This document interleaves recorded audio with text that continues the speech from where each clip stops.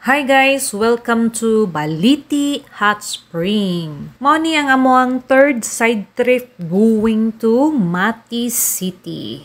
Ug diri mi guys mamahaw. Actually guys, nakaplana ning amuang lakaw. Nga diri mi mamahaw after namo sa Yats Kapihan ug sa Aliwagwag Falls. And nagbaon mi ani guys, for sure nga naagid mi kaonon. Charot. Wala man gud mi kabalo guys ug naay ma-orderan diri nga side. Entrance diri guys is 25 pesos. Sa gustong maligo diri guys, it's better nga moanhi mo diri nga early in the morning or gabi kay init jud ang tubig, dili makaya maligo kung ing-ani ng orasa mo abot.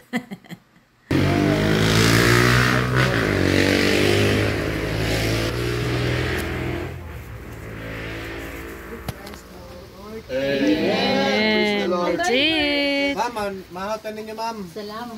Kuan dito, itong driver. Di, kuha niya lang kung ano eh. Gaya ko kuan, sana inyong... Kainan na! Lami kaya mong kaon na ni guys, kay gipanggutom na, unya na pagibulad, adobong nga baboy, unya, boiled egg. So, lapangan na, hantod mabusog ang mga tiyan nga gipanggutom, charot. Mga onta guys. Tara guys, so na sila grotto dito na Mama Mary. Mura pa siya ko ano, waterfalls. Pero init gid siya. Yeah. Init gid guys. Pwede na ta magkape diri. Oh. Init. Pwede na kapihan. Pwede liman, makaya raman siya kainit.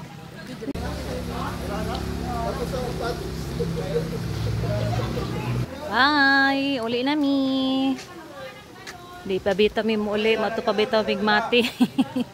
Walay naligo diri kay init na ang panahon. Init pa ang tubig. Unsa na lang kaya mong bation no kung maligo pa. Mura may gikuan. Giboiled egg. So, manami nag breakfast guys. Manguli na mi. Manguli na dili. Manguli. Magbiyahe na. Uy. Biyahe pa Mati. Baliti. Ah, gani asang baliti dire. Ah, dito siguro kadto dito. Sa likod. Pati kaning nagagas init. Gusto nga mawala ang mga panuhot diha o gusto maghumol-humol sa mainit nga tubig, well, anhin na mo sa Baliti Hot Spring. Again, thanks for watching. God bless you all. Blah blah.